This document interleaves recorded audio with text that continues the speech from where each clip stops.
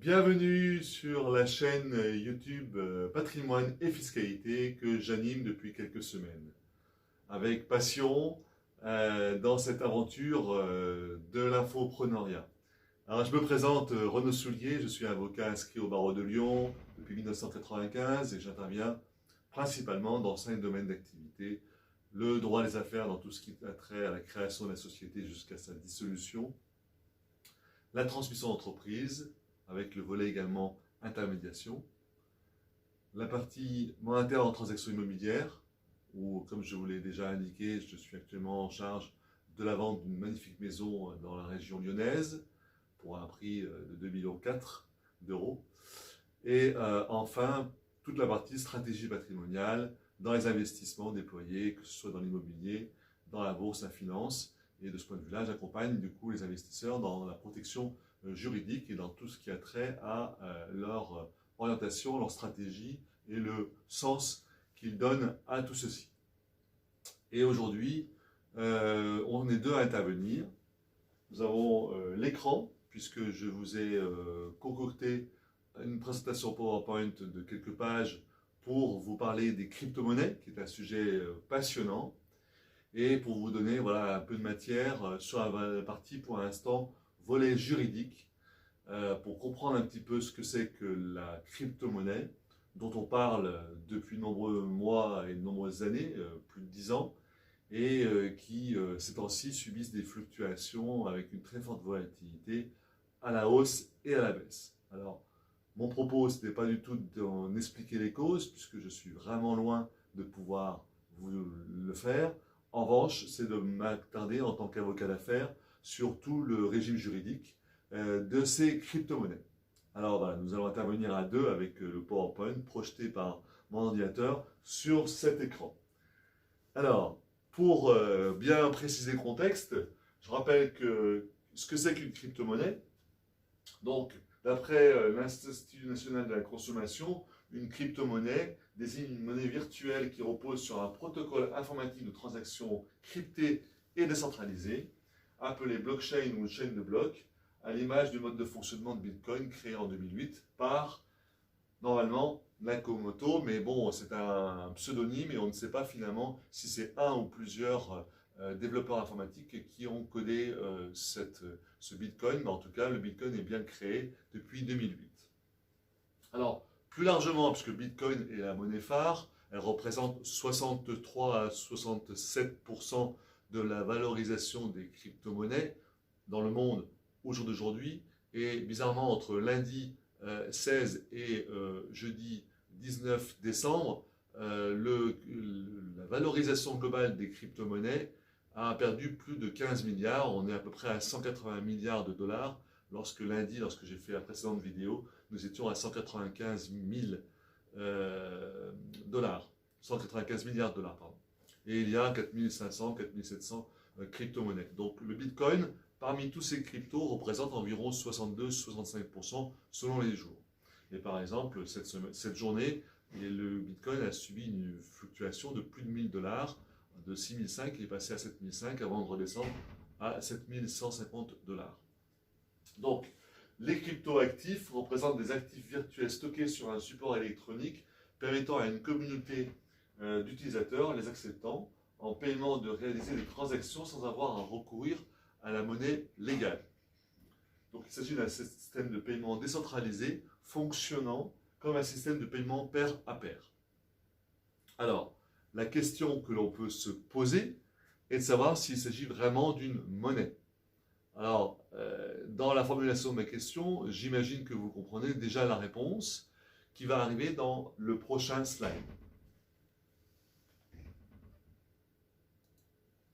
Alors, si on s'en tient aux 3 fonctions principales de la monnaie chères à Aristote, la monnaie, pour qu'une monnaie souveraine soit reconnue comme telle, Aristote dispose qu'il faut que cette monnaie remplisse 3 fonctions, 3 critères, et ce, cumulativement. Le premier, c'est d'être un intermédiaire des échanges. Le deuxième, c'est d'être une unité de compte. Et le troisième critère est celui d'être une réserve de valeur.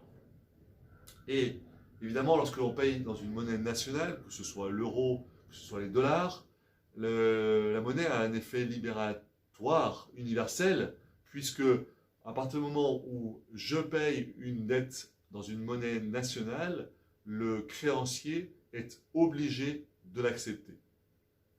C'est ce qu'on appelle le pouvoir libératoire universel.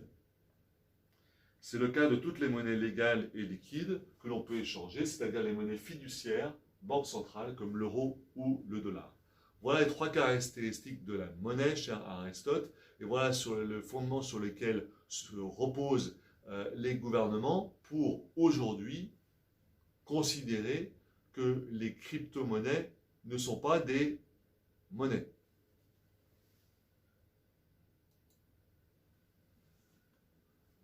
Voilà, donc les trois fonctions rappelées, eh bien, les gouvernements, pour l'instant, considèrent que les trois critères que l'on vient d'aborder ne sont pas caractérisés, réunis, en tout cas pas en même temps, de façon à considérer du coup que les crypto-monnaies, qu'on appelle crypto-monnaies finalement, ne sont pas des monnaies. Puisqu'elles sont décentralisées, elles ne dépendent d'aucune institution, et elles n'ont pas de cours légal dans un pays. Alors certes, le Venezuela a cherché à créer sa monnaie, mais ça a été un flop. La Chine semble vouloir lancer sa crypto-monnaie. Mais aujourd'hui, voilà, les monnaies n'ont pas de cours légal dans aucun pays, et du coup, elles ne dépendent d'aucune institution, puisque par définition, c'est un ensemble de blockchains décentralisés, et partant de là, ça échappe pour l'instant aux instances gouvernementales, et qui les critiquent, en tout cas qui ne les considèrent pas comme telles. Et partant de là, elles ne peuvent pas servir de monnaie d'échange universelle, car rien n'oblige un commerçant à les accepter, puisqu'il n'y a pas le pouvoir libératoire universel propre aux monnaies. Compte tenu de leur forte volatilité, il est difficile d'en déterminer la valeur et donc de les considérer comme une unité de compte, à l'instar du dollar, à l'instar de l'euro. Si les cryptos peuvent être stockés sur des serveurs informatiques, elles ne peuvent pas, en revanche, être épargnées. Elles ne constituent donc pas une réserve de valeur, et donc, du coup, par cette démonstration qui émane des gouvernements, en tout cas du gouvernement français, on n'a ni une monnaie d'échange, ni une unité de compte, ni une réserve de valeur. Et donc, on ne peut pas considérer, en tout cas, le gouvernement français ne considère pas qu'il s'agit d'une monnaie. Voilà. Voilà pour ce qui concerne cette nouvelle présentation, et je vais en arriver au slide suivant, qui part d'un constat objectif. Comme je vous l'ai indiqué, au 17 décembre 2019, il y avait 4 944 cryptos échangés sur 20 352 marchés pour 183 milliards de dollars, donc avec une très forte volatilité, et comme je vous l'exposais tout à l'heure, la prépondérance de la Bitcoin comme étant la monnaie qui représente le panier le plus important, avec environ 123 milliards de dollars, mais ça change à chaque instant, et 63% du panier des crypto-monnaies. Alors, les crypto-monnaies sont créées par des mineurs qui ont installé sur leurs unités informatiques et connecté à Internet un logiciel libre qui va créer, selon un algorithme, les jetons ou tokens qui sont ensuite alloués à chaque mineur en récompense de sa participation au fonctionnement du système. Voilà quel est un petit peu le process informatique. La technologie employée est celle de la blockchain, chaîne de blocs ou registre de transactions en français, qui permet de garder la trace d'un ensemble de transactions de manière décentralisée, sécurisée et transparente, sous forme d'une chaîne de blocs. Une fois créés, ces jetons sont stockés dans un coffre-fort électronique, enregistrés sur l'ordinateur, la tablette ou le portable de l'utilisateur, voire à distance, par exemple dans le cloud. Il est ensuite possible de transférer via Internet et de façon anonyme entre les membres de la communauté les tokens qui ont été ainsi créés, les tokens étant des jetons. Alors, parlons à présent du gouvernement français et de la loi française. Alors, la définition des cryptos, on la trouve dans certains textes, et en particulier l'article 150 VH bis du Code général des impôts et la loi Pacte du 22 mai 2019 dont on a beaucoup parlé, qui elle aussi a apporté son lot pour donner une définition de la crypto-monnaie. Alors, d'après la loi française, il s'agit de toute représentation numérique d'une valeur qui n'est pas émise ou garantie par une banque centrale ou une autorité publique, qui n'est pas nécessairement attachée à une monnaie avec un cours légal et qui ne possède pas le statut juridique d'une monnaie, comme on vient de le rappeler, par rapport aux 3 critères de Aristote. Par contre, cette représentation numérique, elle est acceptée par les personnes physiques ou morales comme un moyen d'échange et elle peut être transférée, stockée ou échangée électroniquement. Donc, comme je vous l'exposais dans la précédente vidéo, on a de plus en plus d'applications qui utilisent les crypto-monnaies comme moyen ou comme monnaie, en définitive, dès lors que, effectivement, les uns et les autres disposent de crypto-monnaies et que l'on s'accorde sur, finalement, la chose à acheter et les altcoins ou les bitcoins qui en résultent. Voilà, ça c'est entre les internautes, dès lors que, effectivement, cette communauté utilise les mêmes critères. Et comme je vous l'exposais, il y a des transactions qui s'effectuent de plus en plus en bitcoin, il y a parfois même des monnaies, enfin des maisons qui sont achetées en bitcoin. Et donc, évidemment, on peut aller jusqu'à régler les honoraires d'un avocat en bitcoin, enfin, en tout cas en crypto-monnaie, dès lors que, bien évidemment, l'avocat, à ce moment-là, l'accepterait. Donc, on a véritablement des applications multimodales dans le domaine des crypto-monnaies. Et mon propos d'avocat d'affaires est d'apporter un regard juridique objectif sur ces actifs numériques.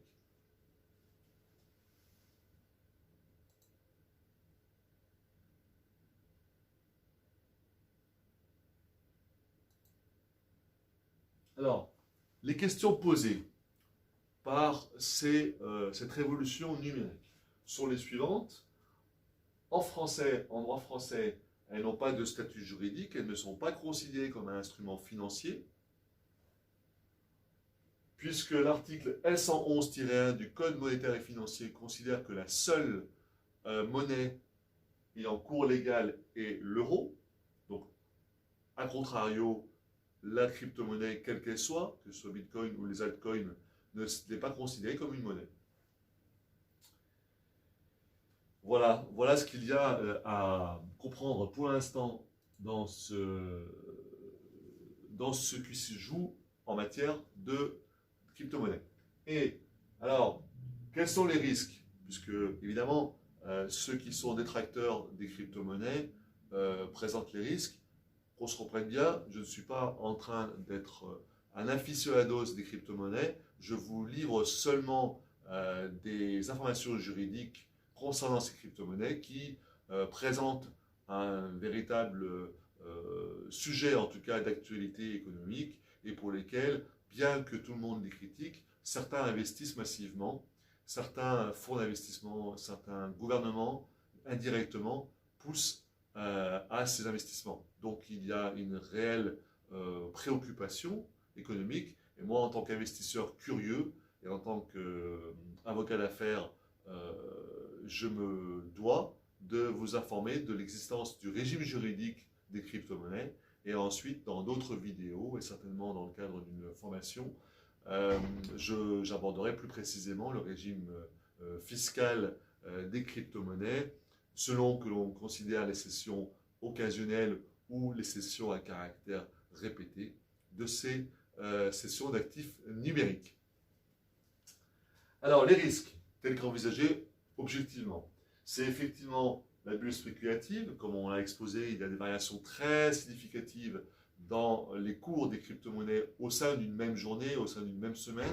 Les crypto-monnaies peuvent diviser leur cours par plusieurs dizaines de pourcents et les remonter quelques jours plus tard de la même façon. Donc, les acquéreurs potentiels, les acquéreurs s'exposent à des sanctions finalement immédiates que sont la perte de la valeur de leur ligne de portefeuille, à moins qu'ils comprennent un petit peu plus les tenants et aboutissants et qu'ils s'inscrivent dans une logique de compréhension des modèles économiques qui sont sous-tendus par ces crypto-monnaies et des applications nombreuses qu'il y a dans le domaine du jeu, des vidéos, dans le domaine de l'anonymat des transactions bancaires, dans le domaine des acquisitions immobilières et dans toutes sortes d'applications concrètes. Ensuite, la conservation des cryptos est sujette également parfois à piratage, puisqu'il peut y avoir du hacking et que effectivement les crypto-monnaies qui sont sur des plateformes, si on ne respecte pas des processus de sécurisation assez poussés, peuvent être hackés par des personnes malveillantes.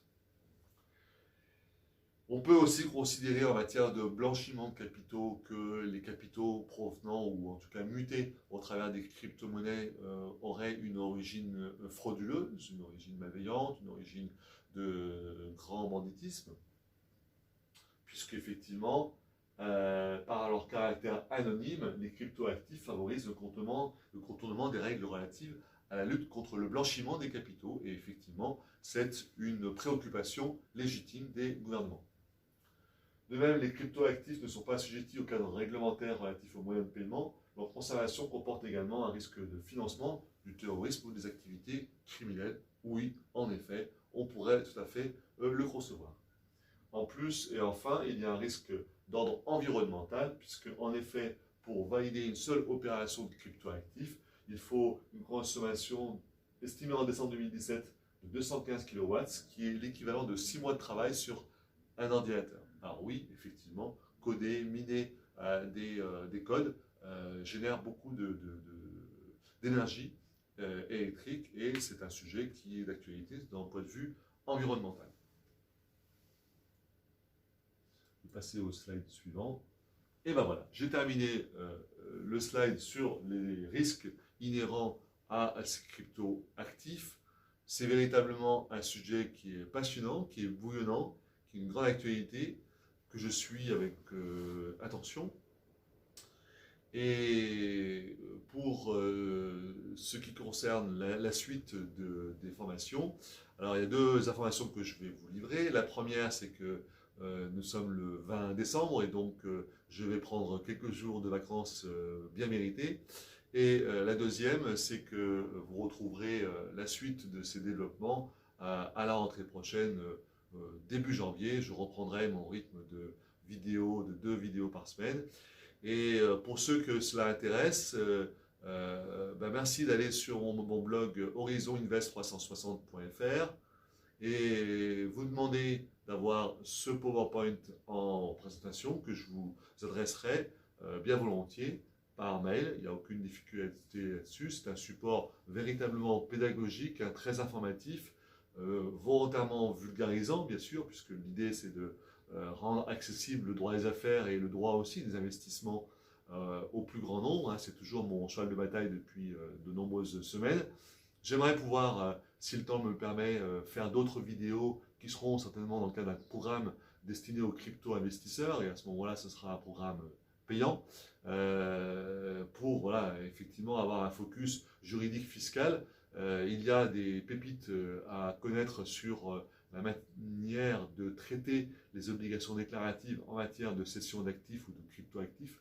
Donc j'en ai fait mon cheval de bataille aussi. Je trouve que c'est passionnant de pouvoir aller sur cette vague un petit peu innovante de la crypto-monnaie. Et donc j'ai l'intention effectivement de compter parmi les professionnels du droit qui s'intéressent à cette façon d'investir. Voilà, alors je termine cette vidéo par un souhait que vous passiez de très belles fêtes de fin d'année en famille, que vous profitiez au maximum pour vous détendre et puis ressourcer les batteries. Cette fin d'année est toujours un moment à la fois d'échange, de partage et parfois un peu fatigant au niveau de l'appareil digestif. Donc prenez soin de vous, reposez-vous. Et pour ma part, moi j'arrête les vidéos jusqu'à début janvier. Je reprendrai la deuxième semaine de janvier. À partir du 6 janvier, vous pourrez de nouveau compter sur ces vidéos. Et alors j'ai une demande, c'est me faire des commentaires sur le blog Horizon Invest 360 ou sur la chaîne Patrimoine et Fiscalité. J'aimerais pouvoir comprendre quels sont vos commentaires, vos feedbacks, votre retour et comment je peux faire pour apporter plus de valeur encore à ces vidéos Là, j'ai souhaité qu'on soit deux à intervenir parce que, effectivement, sur la matière des crypto-monnaies, c'est quand même éminemment technique. Il n'y aura pas toujours des vidéos avec des présentations PowerPoint ou autres. Mais cette fois-ci, voilà, je voulais un petit peu innover et puis me rendre ou rendre la matière plus accessible, puisque de mon point de vue, l'avocat a besoin d'être accessible et de s'inscrire dans une dynamique de proximité et de relation de confiance avec ses internautes et prospects et éventuels clients. Voilà, donc je vous dis à très vite pour une prochaine vidéo qui sera tournée et diffusée l'année prochaine 2020. On investit ensemble. Belle soirée. Merci beaucoup. Au revoir.